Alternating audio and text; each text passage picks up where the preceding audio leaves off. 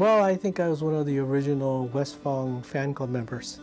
We started together at kindergarten, went through 13 years through high school, and then went on to the University of Hawaii together. When we all started in our freshman year here, we were in freshman camp, and they told us we should do wonderful things. So we all decided we would be in freshman government.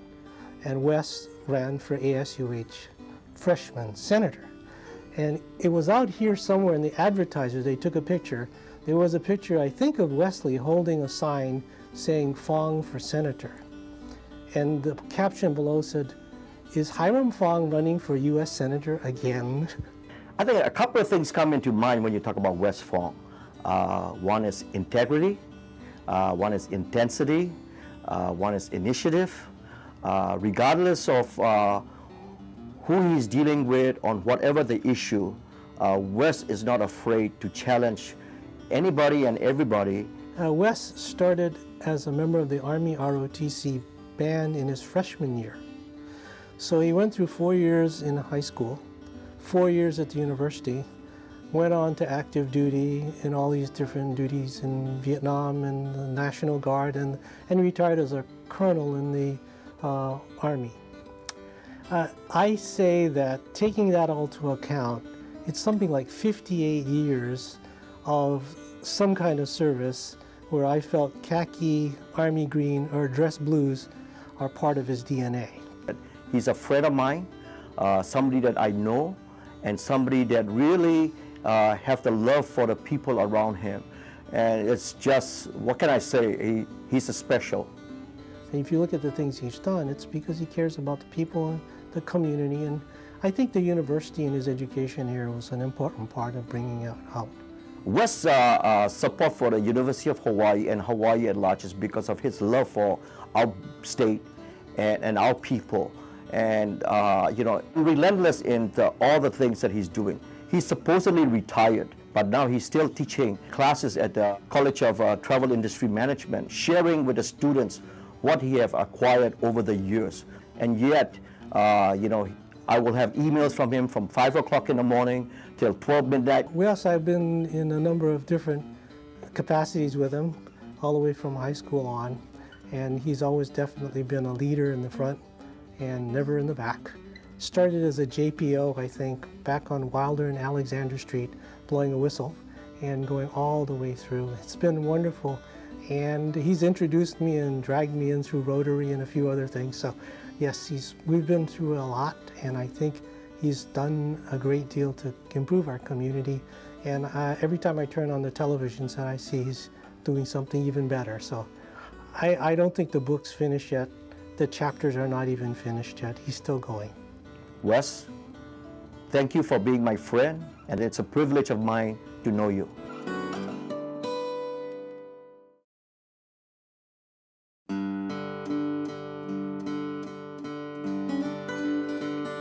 In 1989, I hired David Lasnier in a brand new position called Director of Information Technology.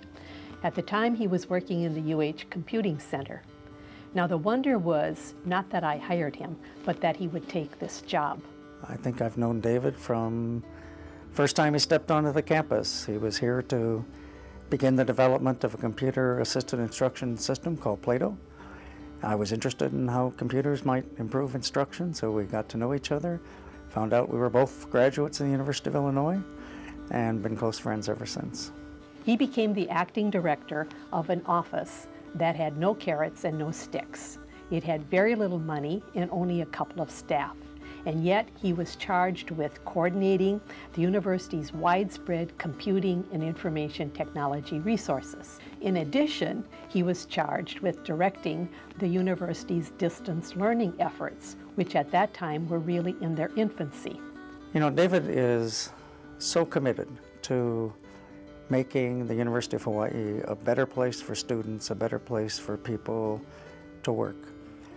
But he understands that requires change, and change sometimes requires risk. And what I've always seen him willing to do is to take those risks, learn from them, and then just move on to achieve those kind of improvements. I remember the first time we tried to put together a new student information system, absolutely failed. Didn't stop us. went back, did it again, got it right. And I think that exemplifies the approach that he has taken to making UH a better place. David's support for UH is grounded in his love for Hawaii. He is committed to this university system, to this community, and to his state. David Lasnier is a most deserving recipient of the UH Alumni Association Distinguished Alumni Award. David is recognized and respected internationally. I don't think people realize how much so, that he is actively involved in national, international organization in leadership roles. He brings that back to UH. In fact, we have to be careful he doesn't get pulled away. He's constantly headhunted, but he has committed himself to the university, and we hope it stays that way. Back in 1989, I knew he was going to be a success. That is, despite the fact that back in 1989, he didn't know the grammatical difference between that and which. It's a bit humbling to have to admit that one of the few contributions I made to David Lasner's career was to help him understand the difference between that and which. Congratulations, David. This is an honor very much deserved.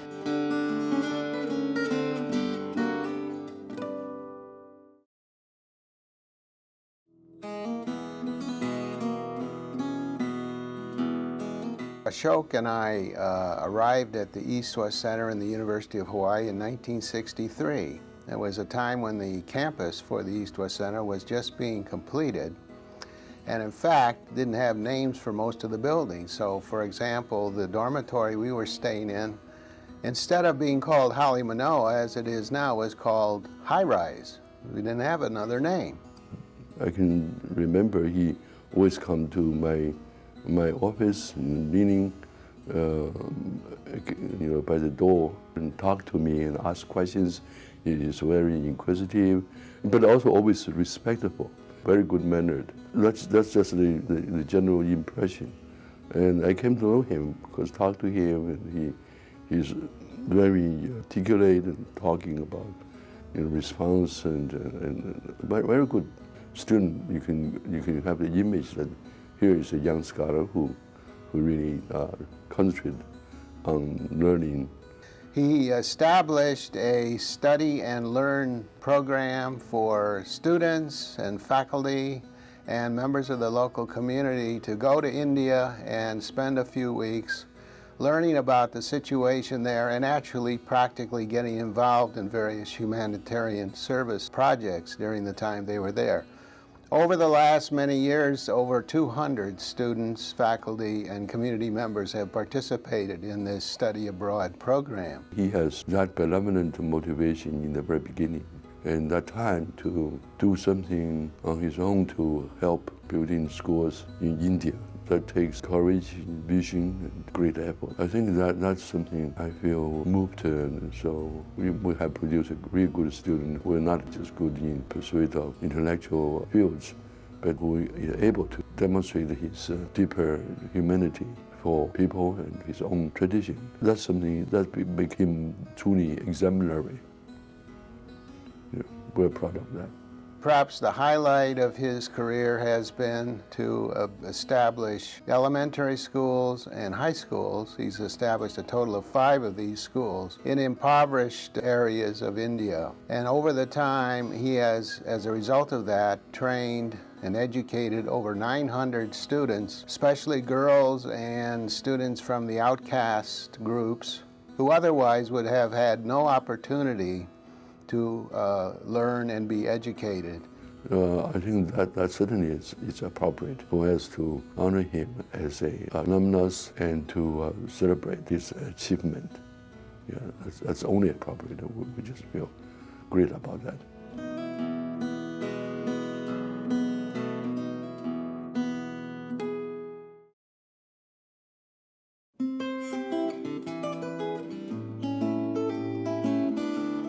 You know, I met Dr. Pressler through the Hawaii Business Roundtable and through her work as a public advocate for reform of healthcare in Hawaii. She had a concern about levels of funding for Medicare and Medicaid for our medical institutions, And she had a passion for electronic medical records, which I found very unusual. When I think about the University of Hawaii and I think about the promise and the role it plays in our community, I think about people like Ginny Pressler. She's been an incredible force in our community in the public health and now in her career at Hawaii Pacific Health. And if the University of Hawaii continues to turn out graduates like Ginny Pressler, our community is going to be well off for it. You know, when I think of Ginny, I think of her as relentless, and both sticking with the Medicaid thing through ups and downs of legislature, administration, United States politics in terms of where's Hawaii and what kind of funding we get, and the importance of those questions. I guess I thought that she might burn out. And with every disappointment came a new spurt of energy, and that's part of the magic of the lady, in my view. Ginny is an amazing combination of a person who is just brilliant and is also incredibly forceful while being soft-spoken. When we worked on setting up the tobacco response for Hawaii after the settlement dollars came to Hawaii, she was really a force in the legislature and within the administration at being sure that we got funding to help people quit smoking and to be sure that teenagers never started. We're all shaped by our life experiences and by our education. You know, how many, trying to think on the way over here today, how many people I know that have an MBA, that are surgeons and have a physician's degree. The skill sets are in two different directions. And that she also has the patience to do public policy. So it's like part of it is her, but part of it is without the MBA background and somebody who used to be a banker and sort of understands the financial world, she wouldn't be able to relate the medical questions as well, and she wouldn't be able to understand the context in what she does. And so the combination of her business education at now Scheidler College of Business and her medical school education provide her with this wonderful backdrop to consider these questions. And without that education, no question she wouldn't be as good as she is at what she does. If Dr. Pressler was sitting here right now, we would be having a scotch and I would have my arm around her and I'd be telling her, congratulations, Ginny, you deserve this award.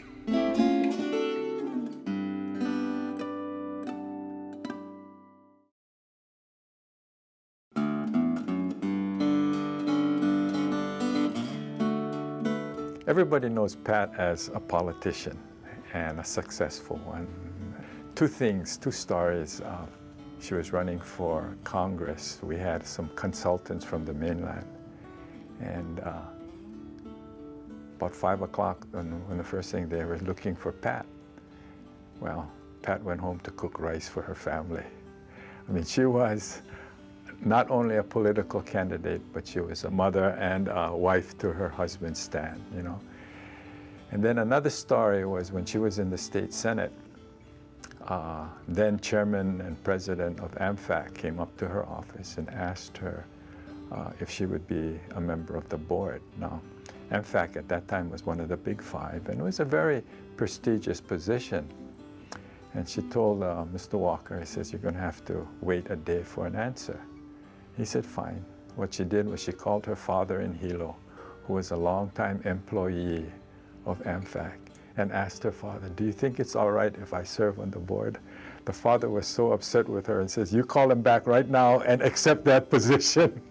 But, you know, she has, you know, not only was she a politician, but she had the other side of her, that she had great respect for her parents and for her family. She had 5 children, all 5 graduated from public school.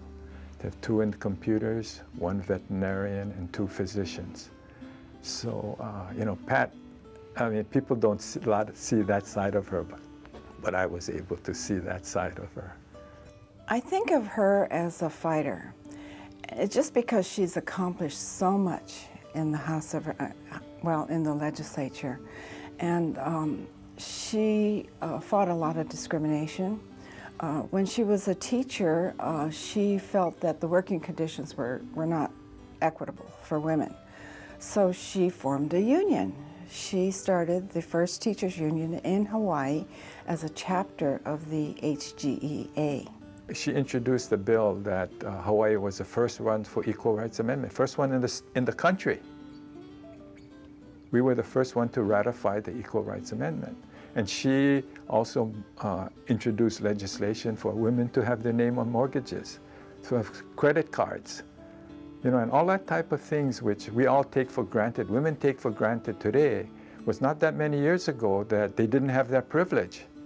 And Pat was one of the original persons to fight for those issues, which she thought was fair. She really fought for women getting ahead. She understood their plight of professional women, so I give her credit. She was a fighter, and that's, to me, that exemplifies Pat.